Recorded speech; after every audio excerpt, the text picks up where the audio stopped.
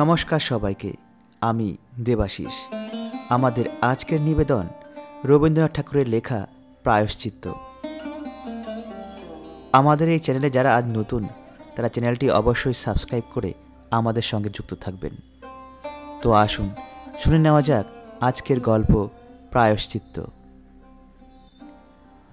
স্বর্গ ও মর্তের মাঝখানে একটা অনির্দেশ্য অরাজক স্থান আছে, যেখানে ত্রিশঙ্কু রাজা ভাসিয়া বেড়াইতেছেন, যেখানে আকাশ কুসুমের অজস্র আবাদ হইয়া থাকে। সেই বায়ুদুর্গ বেষ্টিত মহাদেশের নাম হইল হইতে পারিত। যাহারা মহৎ কাজ করিয়া অমরতা লাভ করিয়াছেন, তাহারা ধন্য হইয়াছেন। যাহারা সামান্য ক্ষমতা লইয়া সাধারণ মানবের মধ্যে সাধারণভাবে সংসারে প্রাত্যহিক কর্তব্য সাধনে সহায়তা করিতেছেন, তাহারাও ধন্য। কিন্তু যাহারা অদৃষ্টের ভ্রমক্রমে হঠাৎ দুইয়ের মাঝখানে পড়িয়াছেন, তাহাদের আর কোনো উপায় নাই। তাহারা একটা কিছু হইলে হইতে পারিতেন, কিন্তু সেই কারণেই তাহাদের পক্ষে কিছু একটা হওয়া সর্বাপেক্ষা অসম্ভব। আমাদের অনাথ বন্ধু সেই মধ্যদেশ বিলম্বিত বিধি বিলম্বিত যুবক। সকলেরই বিশ্বাস তিনি ইচ্ছা করিলে সকল বিষয় কৃতকার্য হইতে পারিতেন, কিন্তু কোনো কালে তিনি ইচ্ছাও করিলেন না এবং কোনো বিষয়ে তিনি কৃতকার্যও হইলেন না, এবং সকলের বিশ্বাস তাহার প্রতি অটল রহিয়া গেল। সকলে বলিল তিনি পরীক্ষায় ফার্স্ট হইবেন, তিনি আর পরীক্ষাই দিলেন না। সকলের বিশ্বাস চাকরিতে প্রবৃষ্ট হইলে যে কোনো ডিপার্টমেন্টের উচ্চতম স্থান তিনি অনায়াসে গ্রহণ করিতে পারিবেন। তিনি কোনো চাকরি গ্রহণ করিলেন না। সাধারণ লোকের প্রতি তাহার বিশেষ অবজ্ঞা, কারণ তাহারা অত্যন্ত সামান্য। অসাধারণ লোকের প্রতি তাহার কিছুমাত্র শ্রদ্ধা ছিল না, কারণ মনে করিলেই তিনি তাহাদের অপেক্ষা অসাধারণতর হইতে পারিতেন। অনাথ বন্ধুর সমস্ত খ্যাতি প্রতিপত্তি, সুখ সম্পদ সৌভাগ্য দেশকালাতীত অনসম্ভবতার ভাণ্ডারে নিহিত ছিল। বিধাতা কেবল বাস্তব রাজ্যে তাহাকে একটি ধনী শ্বশুর এবং সুশীলা স্ত্রী দান করিয়াছিলেন। স্ত্রীর নাম বিন্দবাসিনী। স্ত্রীর নামটি অনাথ বন্ধু পছন্দ করেন নাই, এবং স্ত্রীটিকেও রূপে গুণে তিনি আপন যোগ্য জ্ঞান করিতেন না। কিন্তু বিন্দবাসিনীর মনে স্বামী সৌভাগ্য গর্বের সীমা ছিল না। সকল স্ত্রীর সকল স্বামীর অপেক্ষা তাহার স্বামী যে সকল বিষয়ে শ্রেষ্ঠ, এ সম্বন্ধে তাহার কোনো সন্দেহ ছিল না, এবং তাহার স্বামীরও কোনো সন্দেহ ছিল না, এবং সাধারণের ধারণাও এই বিশ্বাসের অনুকূল ছিল। এই স্বামী গর্ব পাছে কিছুমাত্র ক্ষুণ্ণ হয়, এজন্য বিন্দবাসিনী সর্বদাই সশঙ্কিত ছিলেন। তিনি যদি আপন হৃদয়ের অভ্রভেদী অটল ভক্তি পর্বতের উচ্চতম শিখরের ওপরে এই স্বামীটিকে অধিরোহণ করাইয়া তাহাকে মূঢ় মর্তলোকের সমস্ত কটাক্ষপাত হইতে দূরে রক্ষা করিতে পারিতেন, তবে নিশ্চিন্ত চিত্তে প্রতি পূজায় জীবন উৎসর্গ করিতেন। কিন্তু জড়জগতে কেবলমাত্র ভক্তির দ্বারা ভক্তিভাজনকে ঊর্ধ্বে তুলিয়া রাখা যায় না, এবং অনাথ বন্ধুকেও পুরুষের আদর্শ বলিয়া মানে না এমন প্রাণী সংসারে বিরল নহে। এই জন্য বিন্দবাসিনীকে অনেক দুঃখ পাইতে হইয়াছে। অনাথ বন্ধু যখন কলেজে পড়িতেন, তখন শ্বশুরালয়ে বাস করিতেন। পরীক্ষার সময় আসিল, পরীক্ষা দিলেন না, এবং তাহার পর বৎসর কলেজ ছাড়িয়া দিলেন। এই ঘটনায় সর্বসাধারণের সমক্ষে বিন্দবাসিনী অত্যন্ত কুণ্ঠিত হইয়া পড়িলেন। রাত্রে মৃদুস্বরে অনাথ বন্ধুকে বলিলেন, পরীক্ষাটা দিলেই ভালো হতো। অনাথ বন্ধু অবজ্ঞা ভরে হাসিয়া কহিলেন, পরীক্ষা দিলে কি চতুর্ভুজ হয় নাকি? আমাদের কেদারও তো পরীক্ষায় পাশ হইয়াছেন। বিন্দবাসিনী সান্ত্বনা লাভ করিলেন। দেশের অনেক গর্ধব যে পরীক্ষায় পাশ করিতেছে, সে পরীক্ষা দিয়া অনাথ বন্ধুর গৌরব কি আর বাড়িবে? প্রতিবেশিনী কমলা তাহার বাল্যসখী বিন্দিকে আনন্দ সহকারে খবর দিতে আসিল যে তাহার ভাই রমেশ এবার পরীক্ষায় উত্তীর্ণ হইয়া জলপানি পাইতেছে। শুনিয়া বিন্দবাসিনী অকারণে মনে করিল, কমলার এই আনন্দ বিশুদ্ধ আনন্দ নহে, ইহার মধ্যে তার স্বামীর প্রতি কিঞ্চিৎ গুরু শ্লেষ আছে। এই জন্য সখীর উল্লাসে উল্লাস প্রকাশ না করিয়া বরং গায়ে পড়িয়া কিঞ্চিৎ ঝগড়া সুরে শুনাইয়া দিল যে, এলে পরীক্ষা একটা পরীক্ষার মধ্যেই গণ্য নহে, এমনকি বিলাতের কোনো কালেজে বিয়ের নিচে পরীক্ষাই নাই। বলা বাহুল্য, এ সমস্ত সংবাদ এবং যুক্তি বিন্দ স্বামীর নিকট হইতে সংগ্রহ করিয়াছে। কমলা সুখ সংবাদ দিতে আসিয়া সহসা পরম প্রিয়তমা প্রাণসুখের নিকট হইতে এরূপ আঘাত পাইয়া প্রথমটা কিছু বিস্মিত হইল, কিন্তু সেও নাকি স্ত্রী জাতীয় মনুষ্য, এই জন্য মুহূর্তকালের মধ্যেই বিন্দবাসিনীর মনের ভাব বুঝিতে পারিল এবং ভ্রাতার অপমানে তৎক্ষণাৎ তাহারও রসনাগরে এক বিন্দু তীব্র বিষ সঞ্চারিত হইল। সে বলিল, আমরা তো ভাই বিলাতেও যাই নাই, সাহেব স্বামীকেও বিবাহ করি নাই, অত খবর কোথায় পাইব? মূর্খ মেয়ে মানুষ মোটামুটি এই বুঝি যে বাঙালির ছেলেকে কালেজে এলে দিতে হয়, তাও তো ভাই সকলে পারে না। অত্যন্ত নিরীহ সুমিষ্ট এবং বন্ধুভাবে এই কথাগুলি বলিয়া কমলা চলিয়া গেল। কলহ বিমুখ বিন্দ নিরুত্তরে সহ্য করিল এবং ঘরে প্রবেশ করিয়া নীরবে কাঁদিতে লাগিল। অল্পকালের মধ্যে আরেকটি ঘটনা ঘটিল। একটি দূরস্থ ধনী কুটুম্ব কিয়ৎকালের জন্য কলিকাতায় আসিয়া বিন্দবাসিনীর পিত্রালয়ে আশ্রয় গ্রহণ করিল। তদুপলক্ষে তাহার পিতা রাজকুমার বাবুর বাড়িতে বিশেষ একটা সমারোহ পড়িয়া গেল। জামাইবাবু বাহিরের যে বড় বৈঠকখানাটি অধিকার করিয়া থাকিতেন, নব অভ্যাগতদের বিশেষ সমাদরের জন্য এই ঘরটি ছাড়িয়া দিয়া তাহাকে মামাবাবুর ঘরে কিছুদিনের জন্য আশ্রয় লইতে অনুরোধ করা হইল। এই ঘটনায় অনাথ বন্ধুর অভিমান উচ্ছ্বসিত হইয়া উঠিল। প্রথমত স্ত্রীর নিকটে গিয়া তাহার পিতৃনিন্দা করিয়া তাহাকে কাঁদাইয়া দিয়া শ্বশুরের ওপর প্রতিশোধ তুলিলেন। তাহার পরে অনাহার প্রভৃতি অন্যান্য প্রবল উপায়ে অভিমানে প্রকাশের উপক্রম করিলেন। তাহা দেখিয়া বিন্দবাসিনী নিরতিশয় লজ্জিত হইল।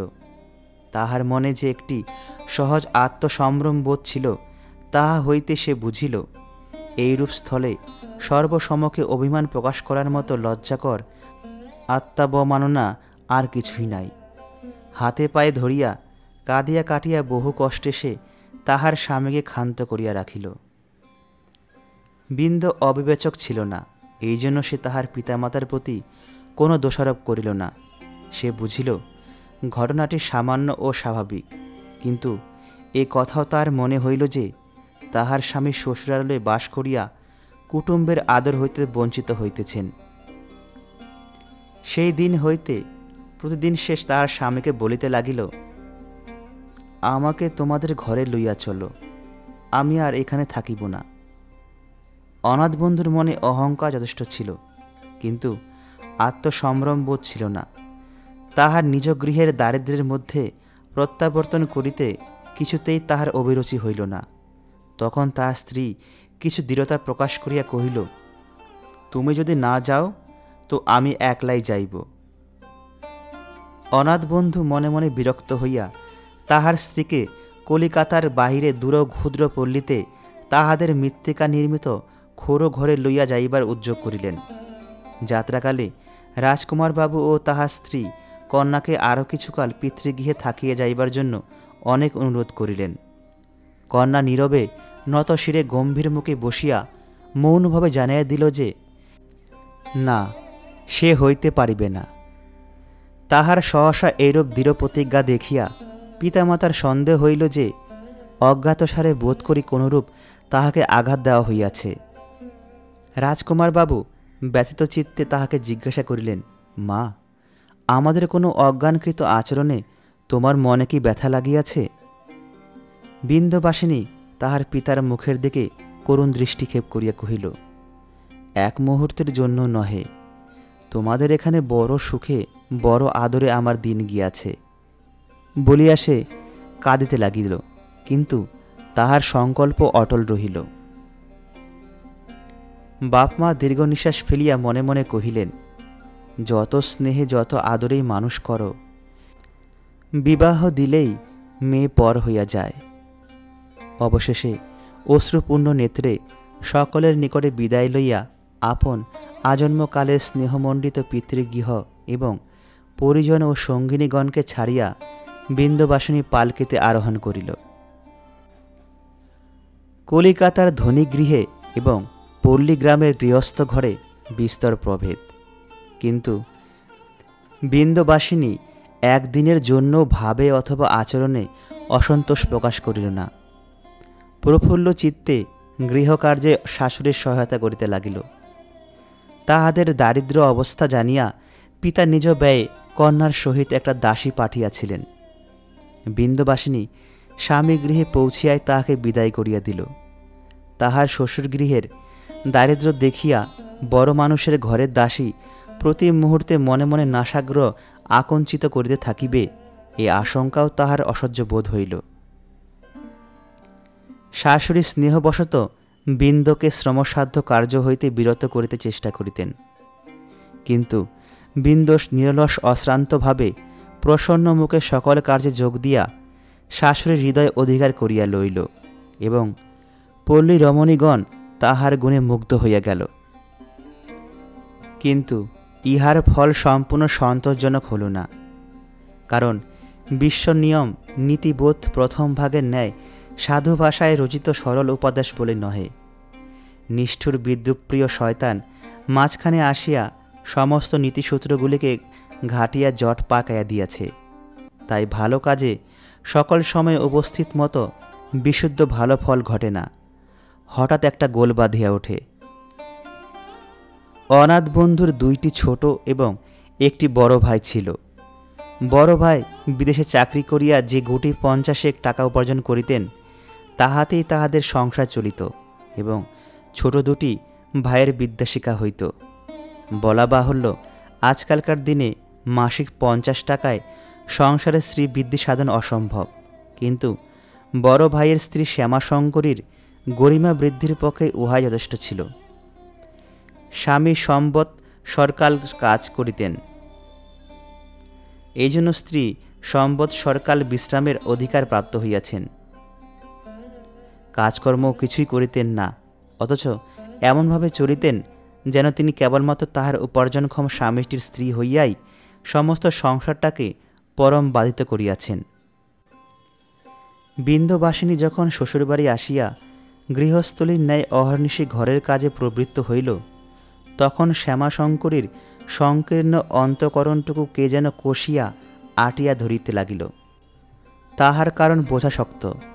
বোধ করি বড় বউ মনে করিলেন, মেজ বউ বড় ঘরের মেয়ে হইয়া কেবল লোক দেখাইবার জন্য ঘরকণার নিজ কাজে নিযুক্ত হইয়াছে। উহাতে কেবল তাহাকে লোকের চক্ষে অপদস্থ করা হইতেছে। যে কারণেই হোক, মাসিক 50 টাকা স্ত্রী কিছুতেই ধনী বংশের কন্যাকে সহ্য করিতে পারিলেন না। তিনি তাহার নম্রতার মধ্যে অসহ্য দেমাকের লক্ষণ দেখিতে পাইলেন। এদিকে অনাথ বন্ধু পল্লীতে আসিয়া লাইব্রেরি স্থাপন করিলেন। 10-20 জন স্কুলের ছাত্র জড়ো করিয়া সভাপতি হইয়া খবরের কাগজে টেলিগ্রাম প্রেরণ করিতে লাগিলেন। এমনকি কোনো কোনো ইংরেজি সংবাদপত্রের বিশেষ সংবাদদাতা হইয়া গ্রামের লোকদিওকে চমৎকৃত করিয়া দিলেন, কিন্তু দরিদ্র সংসারে 1 পয়সা আনিলেন না, বরঞ্চ বাজে খরচ অনেক হইতে লাগিল। একটা কোনো চাকরি লইবার জন্য বিন্দবাসিনী তাহাকে সর্বদাই পীড়াপিড়ি করিতে লাগিল। তিনি কান দিলেন না, স্ত্রীকে বলিলেন, তাহার উপযুক্ত চাকরি আছে বটে, কিন্তু পক্ষপাতী ইংরাজ গভর্নমেন্ট সে সকল পদে বড় বড় ইংরাজকে নিযুক্ত করে। বাঙালি হাজার যোগ্য হইলেও তাহার কোনো আশা নাই। শ্যামাশঙ্করী তাহার দেবর এবং মেজ যার প্রতি লক্ষ্য এবং অলক্ষ্যে সর্বদাই বাকবিস্ম প্রয়োগ করিতে লাগিলেন। গর্বভরে নিজেদের দারিদ্র আস্ফালন করিয়া বলিতে লাগিলেন, আমরা গরিব মানুষ, বড় মানুষের মেয়ে এবং বড় মানুষের জামাইকে পোষণ করিব কেমন করিয়া? সেখানে তো বেশ ছিলেন, কোনো দুঃখ ছিল না, এখানে ডাল ভাত খাইয়া এত কষ্ট কি সহ্য হইবে? শাশুড়ি বড় বউকে ভয় করিতেন। তিনি দুর্বলের পক্ষ অবলম্বন করিয়া কোনো কথা বলিতে সাহস করিতেন না।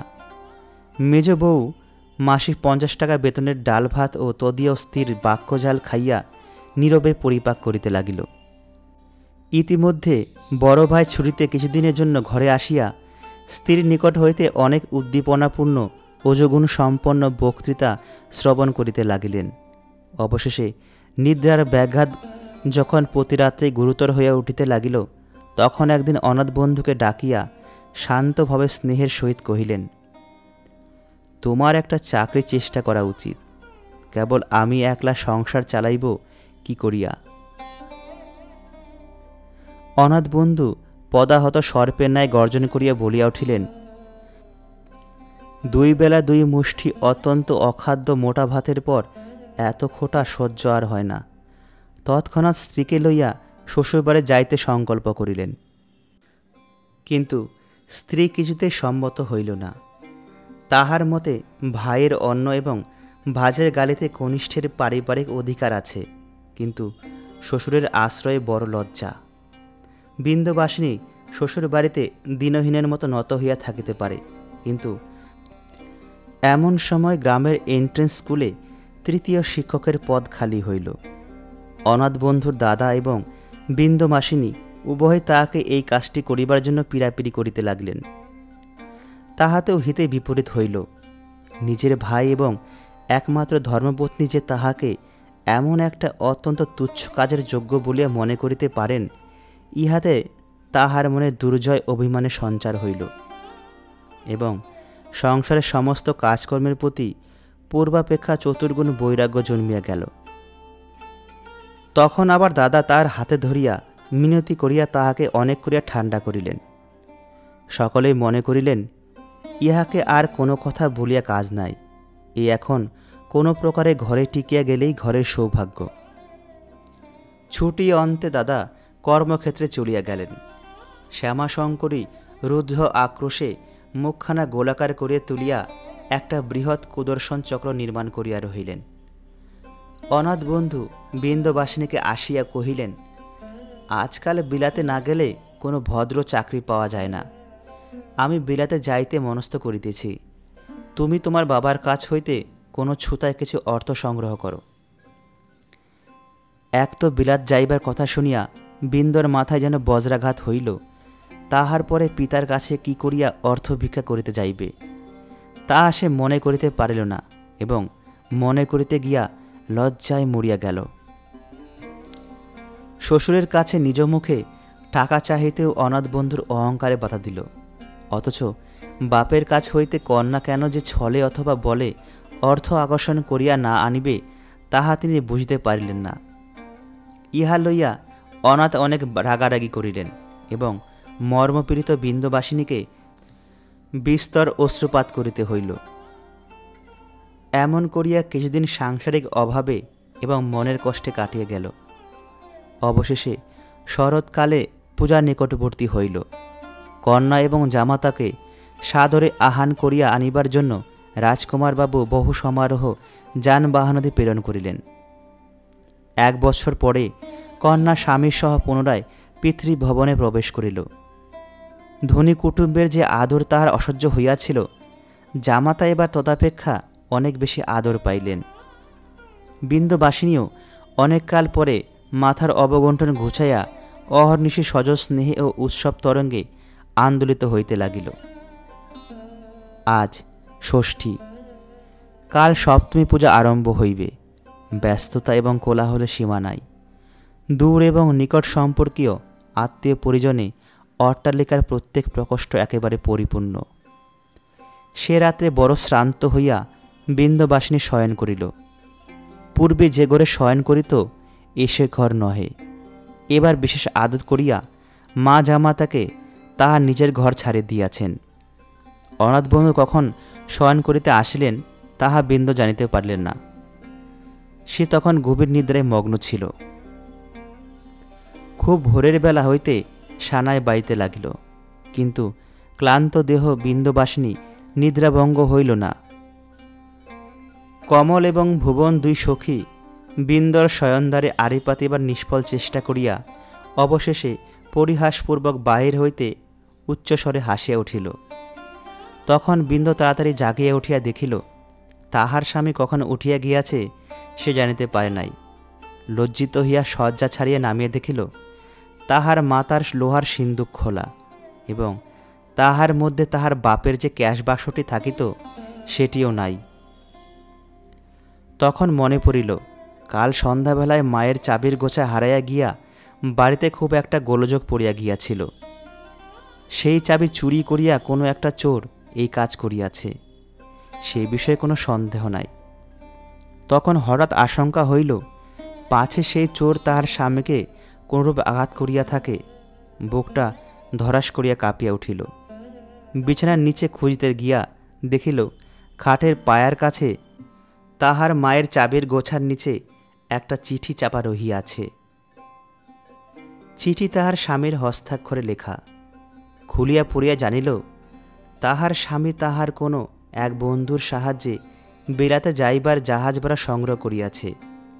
এক্ষণে সেখানকার খরচাপত্র চালাইবার জন্য কোনো উপায় না ভাবিয়া না পাওয়াতে গতরাত্রে শ্বশুরের অর্থ অপহরণ করিয়া বারান্দা সংলগ্ন কাঠের সিঁড়ি দিয়া অন্দরের বাগানে নামিয়া প্রাচীর লঙ্ঘন করিয়া পলায়ন করিয়াছে। অদ্বৈ প্রত্যুষে জাহাজ ছাড়িয়া দিয়াছে। পত্রখানা পাঠ করিয়া বিন্দবাসিনীর শরীরের সমস্ত রক্ত হিম হইয়া গেল।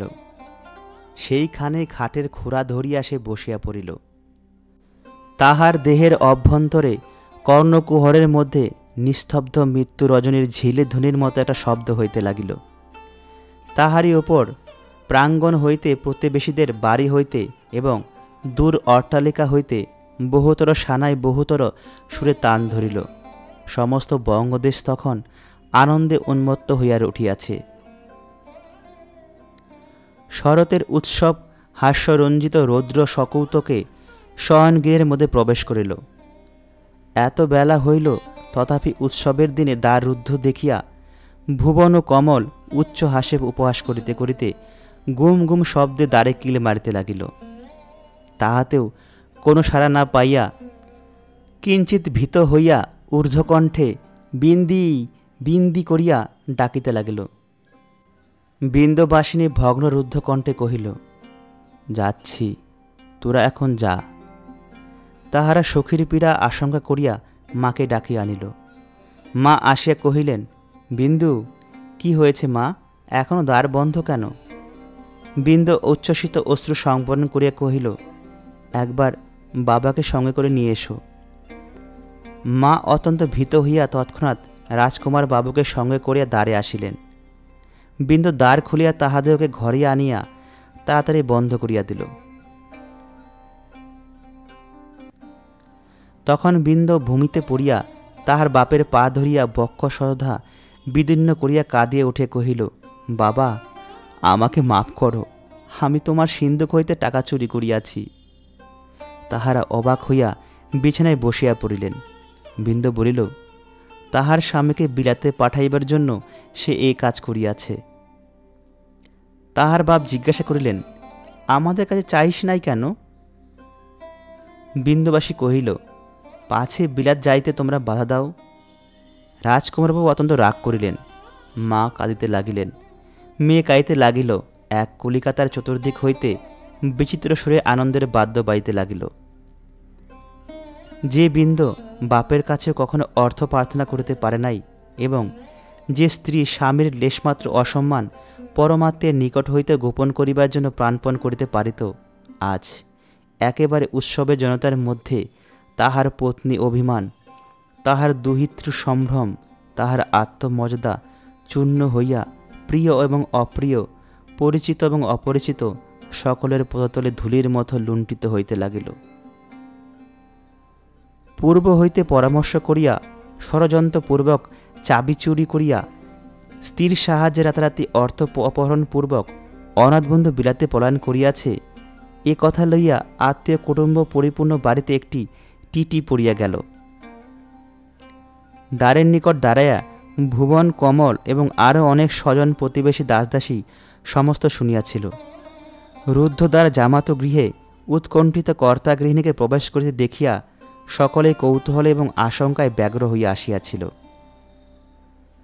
বিন্দবাসিনী কাহাকেও মুখ দেখাইল না, দ্বার রুদ্ধ করিয়া অনাহারে বিছানায় পড়িয়া রহিল। তাহার সেই শোকে কেহ দুঃখ অনুভব করিল না। ষড়যন্ত্রকারিণীর দুষ্ট বুদ্ধিতে সকলেই বিস্মিত হইল। সকলেই ভাবিল, বিন্দর চরিত্র এতদিন অবসরাভাবে অপ্রকাশিত ছিল। নিরানন্দ গৃহে পূজার উৎসব কোনো প্রকারে সম্পন্ন হইয়া গেল। অপমান ও অবসাদে অবনত হইয়া বিন্দ শ্বশুরবাড়ি ফিরিয়া আসিল। সেখানে পুত্র বিচ্ছেদ কাতরা বিধবা শাশুড়ির সহিত প্রতি বিরহা বিধুরা বধূর ঘনিষ্ঠতর যোগ সাধিত হইল। উভয়ে পরস্পর নিকটবর্তী হইয়া নীরব শোকের ছায়াতলে সুগভীর সহিষ্ণুতার সহিত সংসারের সমস্ত তুচ্ছতম কার্যগুলি পর্যন্ত সহস্তে সম্পন্ন করিয়া যাইতে লাগিল। শাশুড়ি যে পরিমাণে কাছে আসিল, পিতামাতা সেই পরিমাণে দূরে চলিয়া গেল। বিন্দ মনে মনে অনুভব করিল, শাশুড়ি দরিদ্র, আমিও দরিদ্র, আমরা এক দুঃখ বন্ধনে বদ্ধ। পিতামাতা ঐশ্বর্যশালী, তাহারা আমাদের অবস্থা হইতে অনেক দূরে। একে দরিদ্র বলিয়া বিন্দ তাহাদের অপেক্ষা অনেক দূরবর্তী, তাহাতে আবার চুরি স্বীকার করিয়া সে আরও অনেক নিচে পড়িয়া গিয়াছে। স্নেহ সম্পর্কের বন্ধন এত অধিক পার্থক্য ভার বহন করিতে পারে কিনা কে জানে। অনাথ বন্ধু বিরাট গিয়া প্রথম প্রথম স্ত্রীকে রীতিমতো চিঠিপত্র লিখিতেন, কিন্তু ক্রমে চিঠি বিরল হইয়া আসিল এবং পত্রের মধ্যে একটা অবহেলার ভাব অলক্ষিতভাবে প্রকাশ হইতে লাগিল। তাহার অশিক্ষিতা গৃহকার্যরতা স্ত্রী অপেক্ষা বিদ্যাবুদ্ধি রূপগুণ সর্ববিষয়ে শ্রেষ্ঠতর অনেক ইংরাজ কন্যা অনাথ বন্ধুকে সুযোগ্য সুবুদ্ধি এবং সুরূপ বলিয়া সমাদর করিত। এমন অবস্থায় অনাথ বন্ধু আপনার একবস্ত্র পরিহিতা অবগুণ্ঠনবর্তী অগৌরবর্ণ স্ত্রীকে কোনো অংশেই আপনার সমযোগ্য জ্ঞান করিবেন না, ইহা বিচিত্র নহে। কিন্তু তথাপি যখন অর্থের অনটন হইল, তখন এই নিরুপায় বাঙালি মেয়েকেই টেলিগ্রাম করিতে তাহার সংকোচ বোধ হইল না, এবং এই বাঙালির মেয়ে দুই হাতেই কেবল দুই গাছি কাচের চুড়ি রাখিয়া গায়ের সমস্ত গহনা বেচিয়া টাকা পাড়াইতে লাগিল।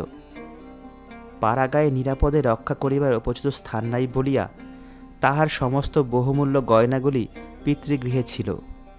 স্বামীর কুটুম্ব ভবনে নিমন্ত্রণে যাইবার ছল করিয়া নানা উপলক্ষে বিন্দবাসিনী একে একে সকল গহনাই আনাইয়া লইল।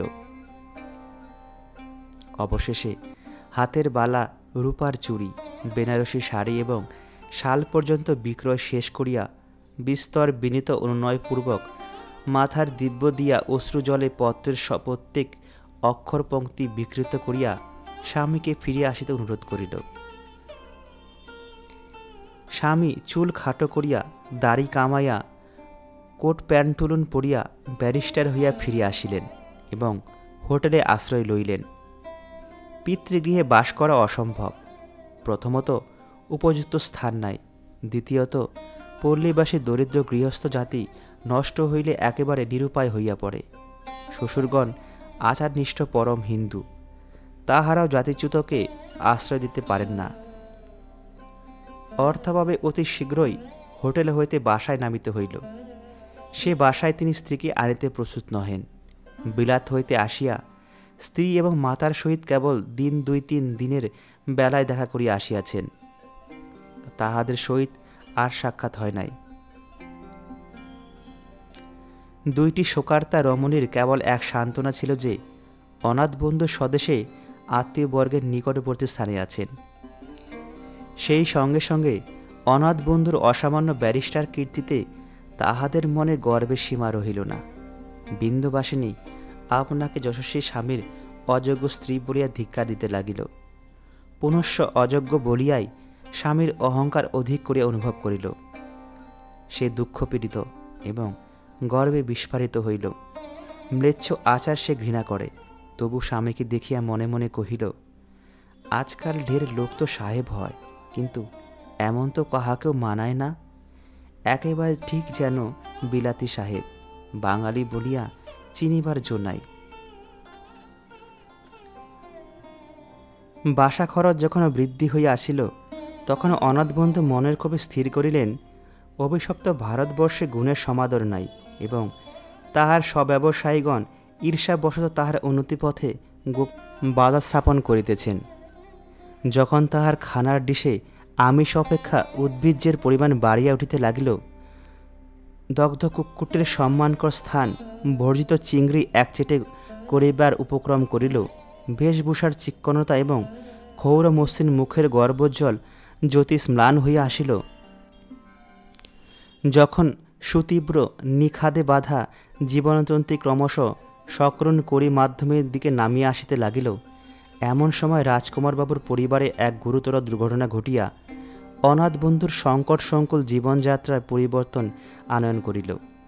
একদা গঙ্গা তীরবর্তী মাদুতালয় হইতে নৌকা যোগে ফিরিবার সময় রাজকুমারবাবুর একমাত্র পুত্র হরকুমার স্টিমারের সংঘাতে স্ত্রী এবং বালক পুত্র সহ জলমগ্ন হইয়া প্রাণত্যাগ করে। এই ঘটনায় রাজকুমারের বংশে কন্যা বিন্দুবাসিনী ব্যতীত আর কেহ রহিল না। নিদারুণ শোকের কথঞ্চিত উপশম হইলে পরে রাজকুমারবাবু অনাথবন্ধুকে গিয়া অনুনয় করিয়া কহিলেন, বাবা, তোমাকে প্রায়শ্চিত্ত করিয়া যাতে উঠিতে হইবে, তোমরা ব্যতীত আমার আর কেহ নাই। অনাথ বন্ধু উৎসাহ সহকারে সে প্রস্তাবে সম্মত হইলেন।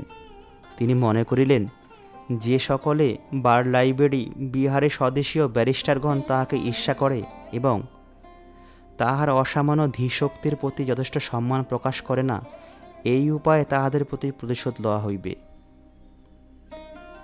রাজকুমারবাবু পণ্ডিতদিগের বিধান লইবেন। তাহারা বলিলেন, অনাথ বন্ধু যদি গোমাংস না খাইয়া থাকে, তবে তাহাকে যাতে তুলিবার উপায় আছে। বিদেশে যদিচ উক্ত নিষিদ্ধ চতুষ্পদ তাহার প্রিয় খাদ্যশ্রেণীর মধ্যে ভুক্ত হইত, তথাপি তাহা অস্বীকার করিতে তিনি কিছুমাত্র দ্বিধাবোধ করিলেন না। প্রিয় বন্ধুদের নিকটে কহিলেন, সমাজ যখন স্বেচ্ছাপূর্বক মিথ্যা কথা শুনিতে চাহে, তখন একটা মুখের কথায় তাহাকে বাধিত করিতে দোষ দেখি না। যে রসনা গরু খাইয়াছে, সে রসনাকে গোময় এবং মিথ্যা কথা নামক দুটো কদর্য পদার্থ দ্বারা বিশুদ্ধ করিয়া লইয়া আমাদের আধুনিক সমাজের নিয়ম। আমি সে নিয়ম লঙ্ঘন করিতে চাহি না।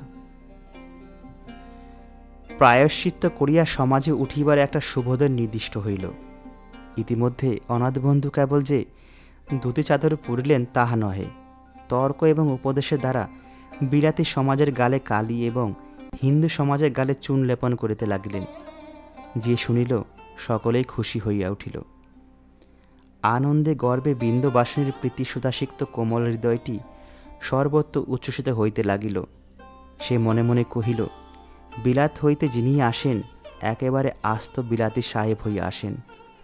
দেখিয়া বাঙালি বলিয়া চিনিবার জো থাকে না, কিন্তু আমার স্বামী একেবারে অবিকৃতভাবে ফিরিয়াছেন, বরঞ্চ তাহার হিন্দু ধর্মের ভক্তি পূর্বাপেক্ষা আরও অনেক বাড়িয়া উঠিয়াছে।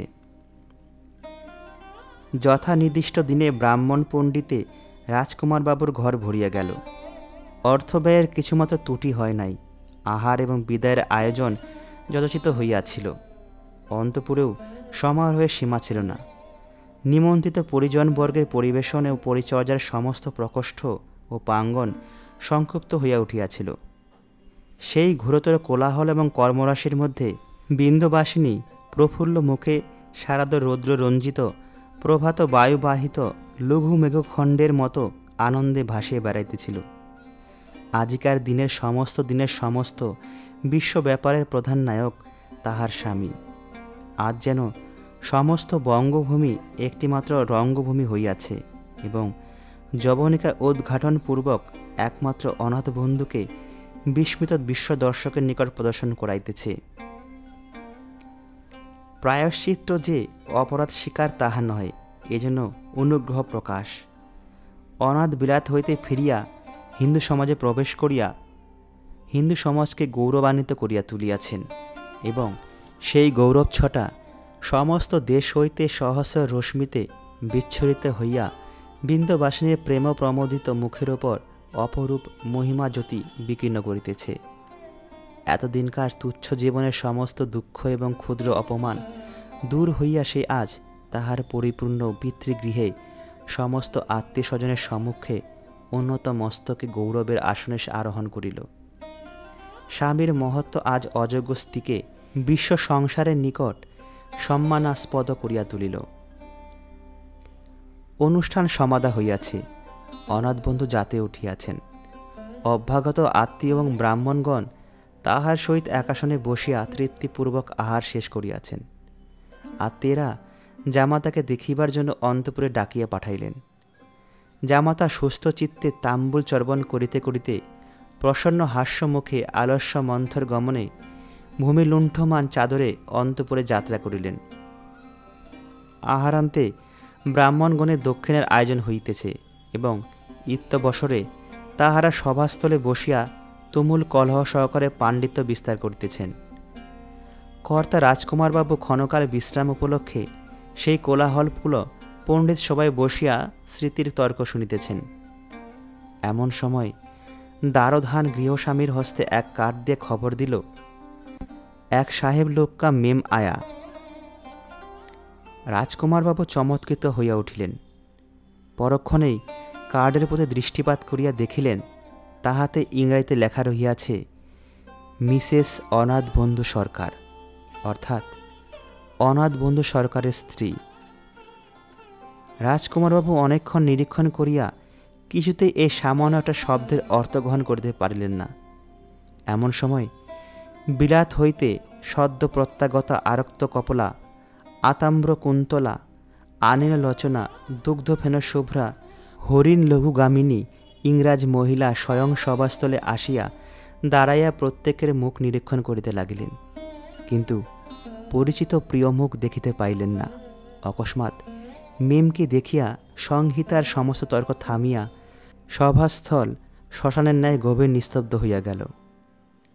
এমন সময় ভূমির লুণ্ঠমান চাদর লইয়া অলস মন্থরঘামী অনাথ বন্ধু রঙ্গভূমিতে আসিয়া পুনঃপ্রবেশ করিলেন এবং মুহূর্তের মধ্যে ইংরাজ মহিলা ছুটিয়া গিয়া তাহাকে আলিঙ্গন করিয়া ধরিয়া তাহার তাম্বুল রাগরক্ত ওষ্ঠাধার দাম্পত্যের মিলন চুম্বন মুদ্রিত করিয়া দিলেন।